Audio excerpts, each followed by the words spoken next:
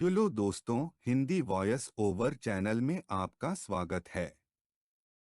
मेरे आखिरी वीडियो के लिए मुझे सराहना मिली, शुभकामनाएं मिली।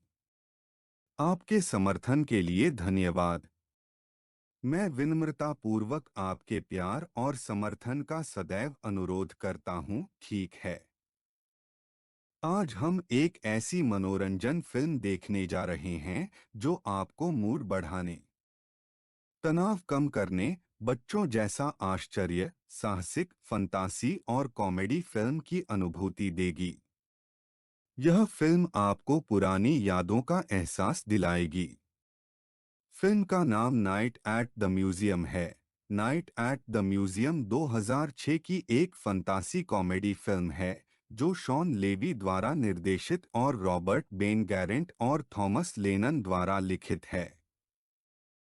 यह क्रोएशियाई चित्रकार मिलन ट्रेंक द्वारा 1993 में इसी नाम से लिखी गई बच्चों की किताब पर आधारित है।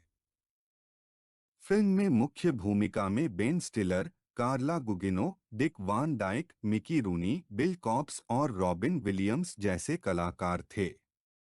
यह एक तलाकशुदा पिता की कहानी बताती है जो न्यूयॉर्क शहर के अमेरिकी प्राकृतिक इतिहास संग्रहालय में रात्रि प्रहरी के रूप में नौकरी के लिए आवेदन करता है और बाद में उसे पता चलता है कि मिस्र की एक जादुई कलाकृति द्वारा एनिमेटेड प्रदर्शन रात में जीवंत हो जाते हैं।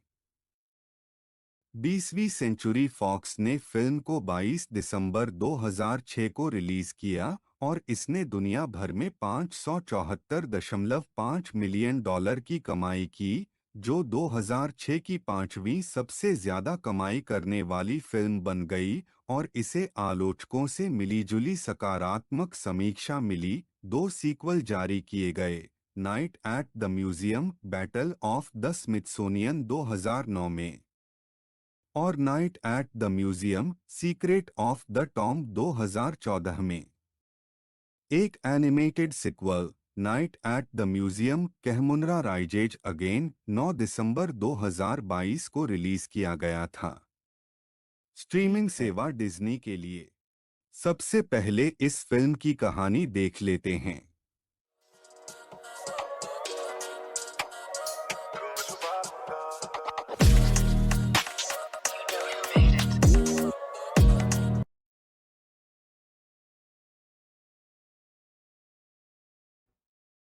न्यूयॉर्क शहर में लैरी डेली एक तलाकशुदा महत्वाकांक्षी आविष्कारक है जो नौकरियों और अपार्टमेंट के बीच झूल रहा है। उनकी पूर्व पत्नी एरिका उनकी स्थिति के प्रति सहानुभूति रखती हैं, लेकिन उन्हें अपने 10 वर्षीय बेटे निक के लिए एक बुरा उदाहरण मानती हैं। जो एक प्राथमिक विद्यालय का छात्र है जो आइस हॉकी छोड़ने पर विचार करता है और बड़ा होने पर अपनी मां के मंगेतर डॉन की तरह बांड व्यापारी बनने की योजना बनाता है। जबकि लैरी को चिंता है कि निक उसके बजाय डॉन की प्रशंसा करता है, खासकर तब जब निक ने डॉन को अपने स्कूल में करियर डे पर आमंत्रित करने का फैसला किया। लैरी को प्राकृतिक इतिहास संग्रहालय में रात्रि सुरक्षा गार्ड के रूप में नियुक्त किया गया है। वह सेवानिवृत्त गार्ड सेसिल फ्रेडरिक्स और उनके सहयोगियों गस और रेजिनाल्ड की जगह लेंगे। सेसिल लैरी को एक विशेष निर्देश पुस्तिका देता है जिसमें उसे चेतावनी दी जाती है कि कुछ भी अंदर या बाहर न जाने दें।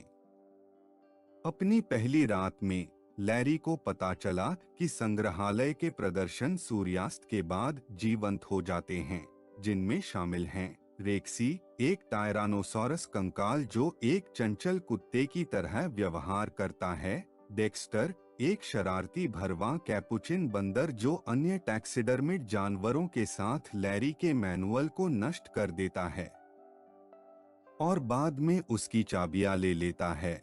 पुराने पश्चिम, प्राचीन रोम और प्राचीन माया को दर्शाने वाली प्रतिद्वंद्वी लघु सभ्यताएं, च्युइंग गम प्रेमी ईस्टर द्वीप मोई जो लैरी को दमदम कहता है, अमेरिकी गृहयुद्ध सैनिक पुतले और अत्तिला हुन और उसके कुछ लोगों, पायरोमैनियाक निएंडरथल और सैकागाविया के मोम के मॉडल, जो कांच में बंद हैं और कुछ भी नहीं सुन सकते हैं।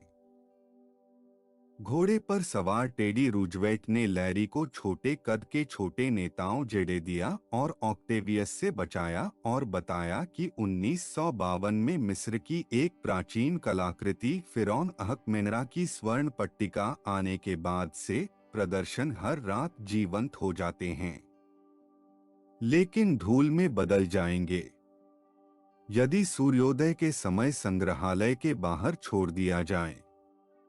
जैसे ही टेडी व्यवस्था बहाल करने में मदद करता है, लैरी को पता चलता है कि टेडी सैकागाविया से प्यार करता है, लेकिन उससे बात करने में बहुत शर्माता है। और गस लैरी की जांच करते हैं, जिसने नौकरी छोड़ने का फैसला किया है, लेकिन निक और डॉन उसे उसकी नई नौकरी पर बधाई देने के लिए रुकते हैं। लैरी ने अपने बेटे की खातिर रुकने का फैसला किया और सेसिल ने इतिहास पढ़ने की सलाह दी। लैरी प्रदर्शनों को बेहतर ढंग से नियंत्रित करने में सक्षम है, लेकिन नेंडरथल द्वारा अपने स्वयं के प्रदर्शन में लगाई गई आग को बुझाने के लिए मजबूर किया जाता है, जबकि डेक्स्टर लैरी की चाबियां फिर से चुरा लेता है और एक खिड़की खोल देता है, जिससे नेंडरथल खिड़की से बाहर कूद सकता है और भाग सकता है। सड़क पर बेघर लोगों के एक समूह को अग्निकुंड का उपयोग करते हुए देखकर निराश होकर लैरी ने फिर से पद छोड़ने का फैसला किया और भागे हुए नेंडरथल को उगते सूरज से विघटित होने से बचाने में असमर्थ है, जबकि उसके अवशेष एक सड़क सफाई कर्मी द्वारा बहा दिए गए हैं। निक ने संग्रहालय निदेशक डॉक्टर मैकफी को क्षतिग्रस्त निएंडरथल प्रदर्शनी के लिए अपने पिता को गोली मारते हुए देखा। हालांकि लैरी ने मैकफी को पुनर्विचार करने के लिए मना लिया। मैकफी उसे खुद को साबित करने का एक आखिरी मौका देता है और लैरी निक के साथ गलतफहमी को दूर करता है।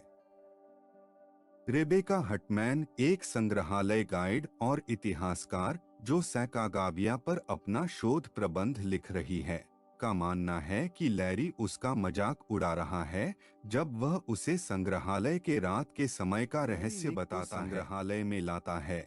उसे टीरेक्स को जीवित होते हुए दिखाने का इरादा रखता है, लेकिन कुछ भी जीवित नहीं होता है। उन्होंने सेसिल, गस और रेजिनाल्ड को टैबलेट चुराते हुए पाया और प्रदर्शनों में हस्तक्षेप करने से रोकने के लिए इसे निष्क्रिय कर दिया। प्रदर्शनों की तरह बुजुर्ग गार्डों को टैबलेट से बढ़ी हुई जीवन शक्ति मिलती है और उन्होंने अपनी सेवानिवृत्ति के लिए धन जुटाने और लैरी को अपनी चोरी के लिए फंसाने के लिए अन्य मूल्यवान कलाकृतियों के साथ इसे चुराने की साजिश रची है। निक ने टैबलेट को फिर से सक्रिय कर दिया, जिससे संग्रहालय फिर से जीवंत हो गया और पूरे संग्रहालय में पीछा शुरू हो गया। लेकिन पीछा तब रुक गया जब सेसिल ने टैबलेट छीन लिया और निक और लैरी को मिस्र के कमरे में बंद कर दिया। लैरी ने अहकमेनराह की मम्मी को अपने ताबूत से मुक्त कर दिया और फिरौन, जो खुद को पूरी तरह से जीवित इंसान के रूप में प्रकट करने के लिए अपने कपड़े के आवरण को हटा देता है, लैरी और निक को भागने में मदद करता है। वे अन्य प्रदर्शनियों को आपस में लड़ते हुए पाते हैं और लैरी उन्हें गार्डों को पकड़ने और टैबलेट को बरामद करने के लिए एकजुट होने के लिए मना लेता है। गस और रेजिनाल्ड को पकड़ लिया गया, जबकि Cecil pony express stage coach में भाग गया। टेडी सैकागाविया को सेसिल के रास्ते से हटा देता है और आधा कट जाता है, लेकिन मोम से बना होने के कारण बच जाता है। लैरी सेंट्रल पार्क में सेसिल का पीछा करता है, उसे रोकता है और टैबलेट वापस ले लेता है। टेडी अंततः सैकागाविया के साथ जुड़ जाता है क्योंकि वह उसे गर्म मोम से ठीक करती है। रेबेका प्रदर्शनियों को संग्रहालय में लौटते हुए देखती है। उसे एहसास होता है कि लैरी सच कह रहा था और बाद में उसने उसे सैकागाविया से मिलवाया। टेडी की टिप्पणी है कि उन्हें लैरी के काम पर गर्व है। लैरी को अफसोस है कि वह हर किसी को बचाने में सक्षम नहीं था, यह मानते हुए कि जेडेडिया और ऑक्टेवियस दोनों उसके आरसी ट्रक के दुर्घटनाग्रस्त होने के बाद मारे गए थे। लेकिन जब वे जीवित और स्वस्थ होकर लौटे तो आश्चर्यचकित रह गए। रात की अजीब घटनाओं के बारे में समाचार रिपोर्टों के बाद लैरी को नौकरी से निकालने का प्रयास किया, जैसे कि नेंडरथल द्वारा संग्रहालय के सबवे स्टेशन में गुफा चित्र छोड़ना और सेंट्रल पार्क में रेक्सी के डायनासोर ट्रैक। लेकिन प्रचार से संग्रहालय में उपस्थिति बढ़ जाती है। लैरी को फिर से काम पर रखा जाता है और वह उस रात निक, रेबेका और प्रदर्शनियों की उपस्थिति में एक पार्टी के साथ जश्न मनाता है। सेसिल, गस और रेजिनाल्ड को उनके अपराधों की सजा के रूप में संग्रहालय के चौकीदार के रूप में काम करने के लिए मजबूर किया जाता है और वे पार्टी के बाद सफाई करते हैं। ये है इस फिल्म की कहानी। क्या दोस्तों, क्या आपको फिल्म पसंद आई? आइए अब देखते हैं इस फिल्म के कुछ दिलचस्प तथ्य। फिल्म को न्यूयॉर्क शहर के वास्तविक अमेरिकी प्राकृतिक इतिहास संग्रहालय में बड़े पैमाने पर शूट किया गया था, जिससे कहानी में प्रामाणिकता की एक परत जुड़ गई। रॉबिन विलियम्स का इम्प्रोवाइजेशन। रॉबिन विलियम्स, जो अपने इम्प्रोवाइजेशन कौशल के लिए जाने जाते हैं, अक्सर राष्ट्रपति थियोडोर रूजवेल्ट के रूप में पंक्तियों का विज्ञापन करते हैं, जिससे फिल्म में सहजता और हास्य जुड़ जाता है। ओवेन विल्सन की अज्ञात भूमिका। काउबॉय जेडेडिया के रूप में ओवेन विल्सन की भूमिका मूल रूप से एक छोटी सी कैमियो भूमिका निभाने की थी। हालांकि उनके प्रदर्शन को इतना सराहा गया कि उनकी भूमिका का विस्तार किया गया। डिक वान डाइक का स्टंट। डिक वान डाइक, जिन्होंने सिसिल फ्रेडरिक्स की भूमिका निभाई, ने उस दृश्य में अपना स्टंट स्वयं किया जहां नाइट गार्ड लैरी का सीढ़ियों तक पीछा करते हैं। सफलता। यह फिल्म बॉक्स ऑफिस पर जबरदस्त हिट रही। इसने दुनिया भर में $574 मिलियन से अधिक की कमाई की, जिससे यह 2006 की 5वीं सबसे ज्यादा कमाई करने वाली फिल्म बन गई। संग्रहालय आगंतुकों में वृद्धि। फिल्म की रिलीज के बाद American museum of natural history ने आगंतुकों की संख्या में उल्लेखनीय वृद्धि का अनुभव किया, जो फिल्म के सांस्कृतिक प्रभाव को दर्शाता है। ऐतिहासिक सटीकता। फिल्म में आश्चर्यजनक स्तर की ऐतिहासिक सटीकता शामिल थी, जिसमें प्रदर्शनों और ऐतिहासिक शख्सियतों के बारे में कई विवरण जीवन के अनुरूप थे। कैमियो उपस्थिति। कई अभिनेताओं ने कैमियो भूमिकाएं निभाईं, जिनमें रेजिनाल्ड, सुरक्षा गार्ड के रूप में बिल कॉब्स और मिस्र के फिरौन ऑक्टेवियस के रूप में स्टीव कूगन शामिल थे। बेन स्टिलर का सुधार। बेन स्टिलर, जिन्होंने लैरी डेली की भूमिका निभाई, ने भी अपनी कुछ पंक्तियों में सुधार किया, जिससे फिल्म में प्राकृतिक और हास्यपूर्ण अनुभव जुड़ गया। दृश्य प्रभाव। प्रदर्शनों को जीवंत बनाने के लिए उपयोग किए जाने वाले दृश्य प्रभाव अपने समय के लिए अभूतपूर्व थे, जो दर्शकों के लिए एक विश्वसनीय और गहन अनुभव पैदा करते थे। परिवार के अनुकूल हास्य। फिल्म का हास्य मोटे तौर पर आकर्षक था, जिसने इसे बच्चों और वयस्कों दोनों के लिए मनोरंजक बना दिया। सीक्वल की सफलता। नाइट एट द म्यूजियम की सफलता ने 2 सीक्वल को जन्म दिया, जिससे फ्रेंचाइजी का और विस्तार हुआ और दुनिया भर के दर्शकों को खुशी हुई। सांस्कृतिक प्रभाव। यह फिल्म एक प्रिय क्लासिक बन गई है, जो अनगिनत प्रशंसकों को प्रेरित कर रही है और लोकप्रिय संस्कृति पर स्थायी प्रभाव छोड़ रही है। इतिहास में रुचि का पुनरुद्धार। फिल्म ने इतिहास और संग्रहालयों में नए सिरे से रुचि जगाई। जिससे दर्शकों को फिल्म में प्रदर्शित आकर्षक आकृतियों और कलाकृतियों के बारे में अधिक जानने के लिए प्रोत्साहित किया गया। संग्रहालय प्रदर्शनियों पर प्रभाव। फिल्म की लोकप्रियता ने कुछ संग्रहालयों को फिल्म से प्रेरित इंटरैक्टिव तत्वों और प्रदर्शनियों को शामिल करने के लिए प्रेरित किया। फिल्म की सफलता के कारण यूनिवर्सल स्टूडियो फ्लोरिडा में एक थीम आधारित आकर्षण का निर्माण हुआ, जिससे आगंतुकों को संग्रहालय के जादू का प्रत्यक्ष अनुभव करने की अनुमति मिली। सकारात्मक स्वागत। फिल्म को आलोचकों से आम तौर पर सकारात्मक समीक्षा मिली, जिसमें इसके हास्य, दृश्य प्रभाव और प्रदर्शन की प्रशंसा की गई। Cross generation appeal. फिल्म के आश्चर्य, कल्पना और इतिहास के महत्व के विषय सभी उम्र के दर्शकों को पसंद आते हैं। स्थायी विरासत। अपनी रिलीज के वर्षों बाद भी नाइट एट द म्यूजियम दुनिया भर के दर्शकों का मनोरंजन और प्रेरणा देना जारी रखता है। एक कालातीत क्लासिक। फिल्म में हास्य, हृदय और ऐतिहासिक साजिश का मिश्रण एक कालातीत क्लासिक के रूप में इसकी स्थिति सुनिश्चित करता है, जिसका आने वाली पीढ़ियों तक आनंद लिया जाता रहेगा। अब देखते हैं कि इस फिल्म से हम क्या सीखते हैं, क्योंकि हर फिल्म हमें एक सबक सिखाएगी।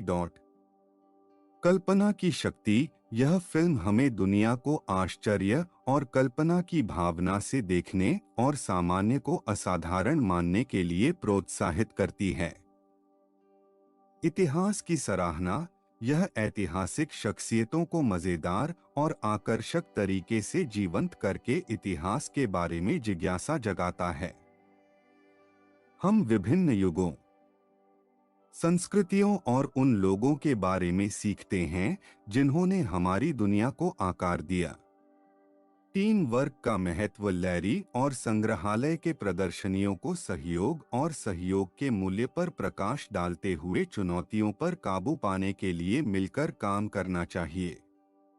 दोस्ती की ताकत। फिल्म मजबूत दोस्ती बनाने और बनाए रखने के महत्व पर जोर देती है।